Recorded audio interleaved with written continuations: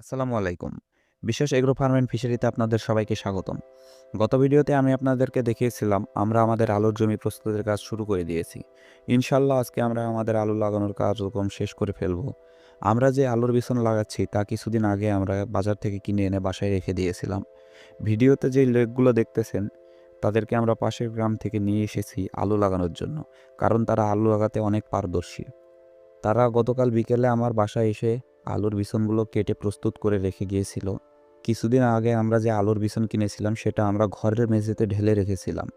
কারণ আলুগুলো সরাসরি হিমাগার থেকে আসে এবং আলুর চোখগুলো যেন আলু থেকে একটু বের হয়ে আসে, এই কারণে এই ধাপটি আমাদের নেওয়া।